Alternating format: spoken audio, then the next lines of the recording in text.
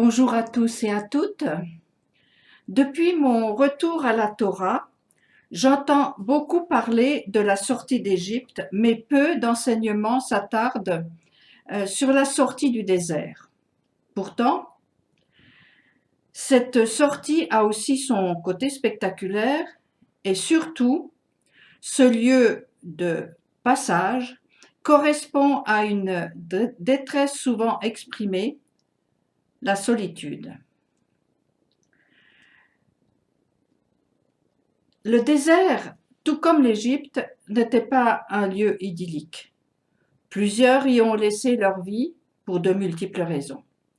La plupart de ceux qui y sont entrés n'en sont pas sortis, à l'exemple des fils de Jacob qui n'ont pas connu la libération. Ce sont leurs descendants qui sont sortis. Moïse a conduit le peuple hors d'Égypte, qui est le pays d'esclavage, aux limites imposées à la nature. Il les a menés à travers un pays où ils ont vécu du surnaturel. L'eau sortait du rocher, le pain tombait du ciel, une nuée les protégeait le jour et une lumière les guidait la nuit. Dans le désert, ils ont appris la possibilité de l'extraordinaire, après avoir subi l'ordinaire de celui qui marche vers la mort selon le sort de toute matérialité.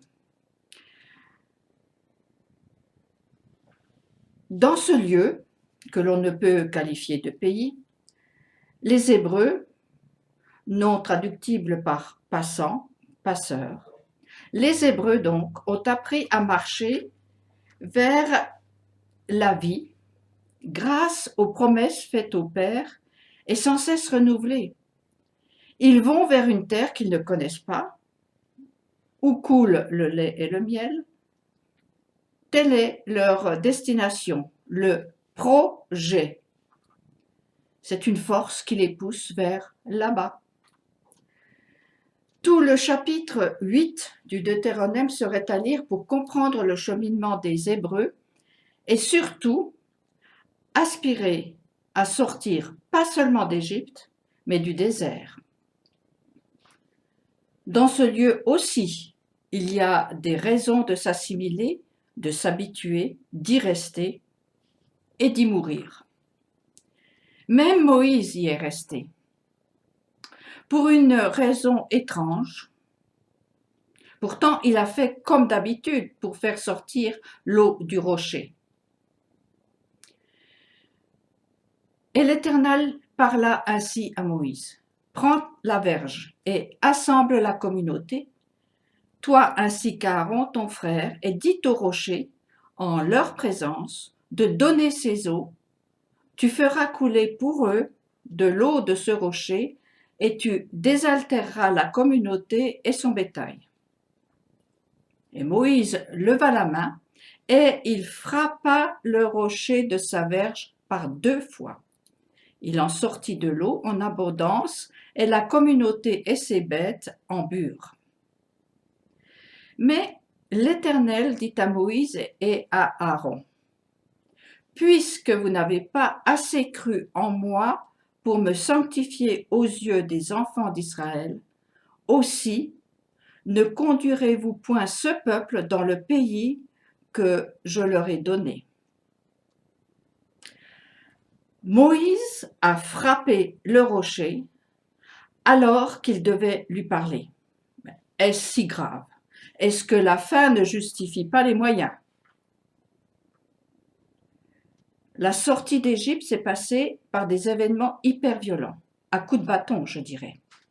Dans le désert, le peuple était violent, avec leur guide et avec Dieu. Ils étaient grognons, sans cesse en révolte. On a l'impression qu'ils ne comprenaient que la violence. Même le don de la Torah s'est fait avec fracas. Moïse n'a pas su ou pas pu prendre le virage qui lui était demandé. Parler au rocher, qui se serait ouvert, tout comme les murailles de Jéricho se sont effondrées au son des trompettes. comme cela est raconté dans le livre. Quand le peuple leva le camp pour passer le Jourdain, les prêtres portaient l'arche d'alliance en tête du peuple. Il est dit, or le Jourdain coule à plein bord pendant la saison des moissons. Dès que les prêtres qui portaient l'arche furent arrivés au Jourdain et que leurs pieds touchèrent l'eau, les eaux s'arrêtèrent en amont et se dressèrent comme une seule masse. Lors du passage de la mer des Joncs, un homme s'est jeté à l'eau, elle s'est écartée devant lui. Pour passer le Jourdain et entrer en terre promise à conquérir, c'est l'arche de l'alliance contenant la parole qui trace le chemin. Pourtant, à leur tête, il y avait un combattant, Josué, fils de Nun et de la tribu d'Éphraïm. Mais il lui a été dit et répété, « Ne crains pas, je suis avec toi, si l'arche reste à ta tête. » Il est dit que ce livre de la loi ne s'éloigne point de ta bouche, médite-le jour et nuit, pour agir fidèlement selon tout ce qui est écrit, car c'est alors que tu auras du succès dans tes entreprises, c'est alors que tu réussiras. Ne t'ai-je pas donné cet ordre? Fortifie-toi et prends courage. Ne t'effraie point et ne t'épouvante point, car l'Éternel, ton Dieu, est avec toi dans tout ce que tu entreprendras. Le « je suis » est avec toi. Je suis est celui que les pères ont vu, mais n'ont pas connu sous son nom, comme cela a été dit à Moïse au buisson ardent. Il est dit, « Je suis apparu à Abraham, à Isaac et à Jacob comme le Dieu Tout-Puissant, mais je n'ai pas été connu d'eux sous mon nom, l'Éternel. » C'est ce nom que les Hébreux devront apprendre à connaître comme une force de mouvement, comme capacité de se mettre en marche, d'avancer avec lui. Une force de résurrection.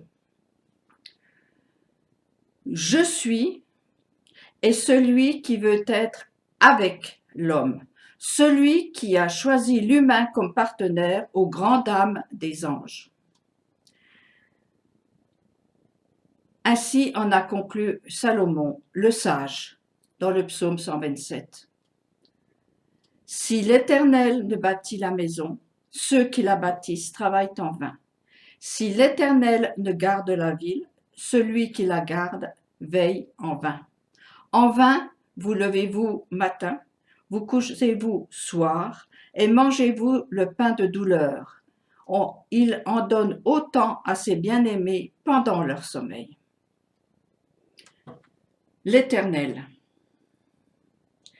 Le mot éternel en lui-même, comme cette traduction l'indique, suggère des œuvres pérennes, contrairement aux œuvres, aussi grandioses soient-elles, qui sont soumises à l'usure du temps et à l'épuisement de ses ressources. Tout ce qui a un début a forcément une fin, alors que l'Éternel n'a ni commencement ni fin. L'Éternel est ce que notre cerveau limité ne peut concevoir. Alors, pourquoi vouloir quitter ce désert et aller vers une terre où les explorateurs ont vu des géants devant qui ils pensaient ne pas faire le poids? Pourquoi quitter le lieu où tout est à portée de main? Tout est donné, il suffit de se baisser. Fini les corvées, il suffit de demander et tout est livré. Surtout que nous avons les promesses merveilleuses du prophète Ésaïe, que le désert et le sol brûlé se réjouissent, que la plaine aride exulte et fleurisse comme la rose, qu'ils se couvrent de fleurs, que leur joie délirante se traduise par des chants, que la gloire du Liban leur soit prêtée, l'éclat du Carmel et du Sharon. Alors pourquoi ne pas attendre que la solitude se couvre de fleurs? Parce que, tout simplement, c'est une illusion.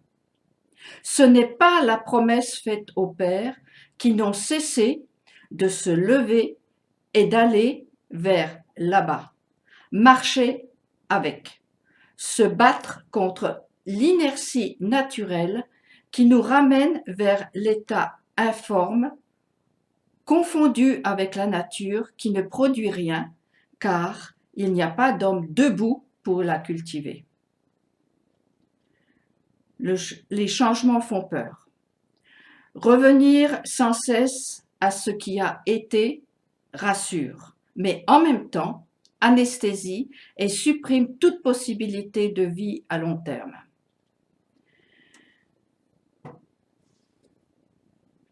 Je suis passé près du champ d'un paresseux, près du vignoble d'un homme privé de sens, et voilà qu'il était tout envahi par l'ivraie.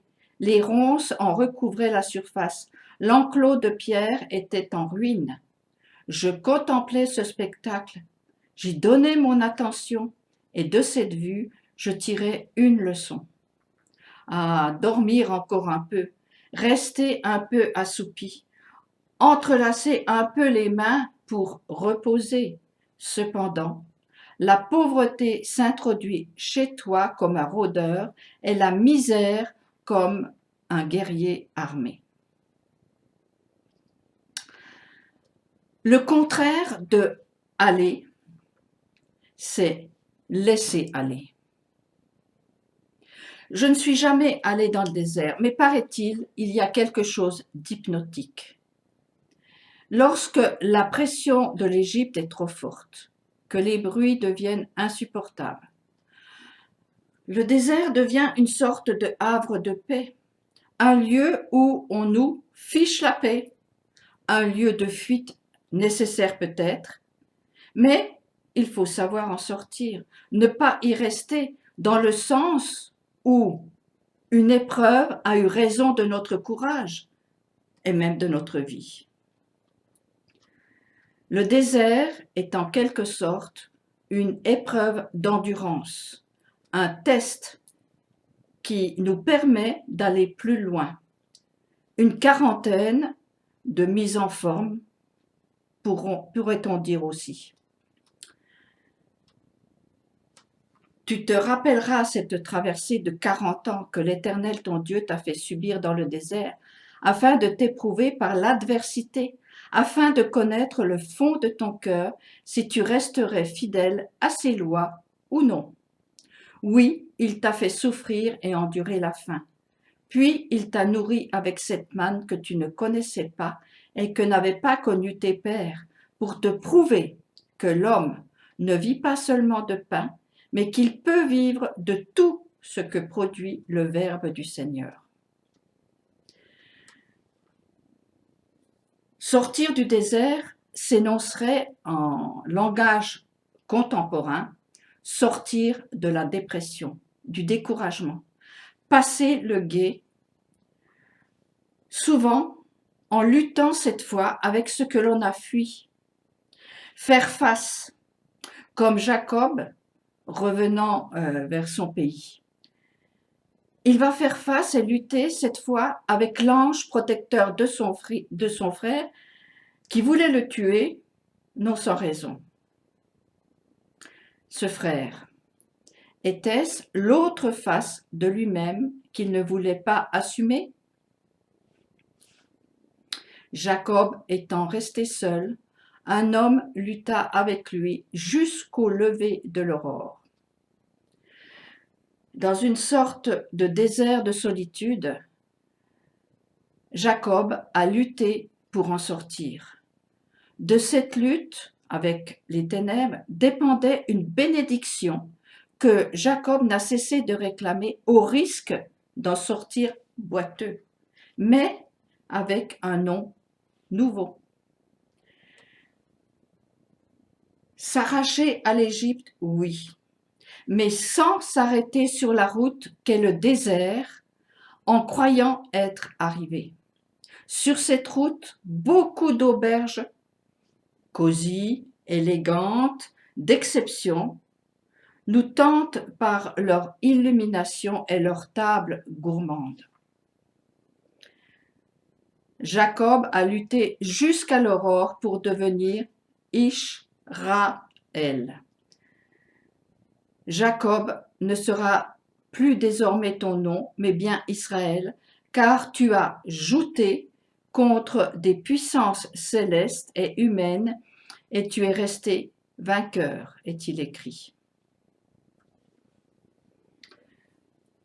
Continuons donc à tourner autour de nos murailles de Jéricho personnelles jusqu'à ce qu'elles s'écroulent et nous laissent découvrir le pays promis qui n'est autre que l'homme véritable en paix avec lui-même. À bientôt.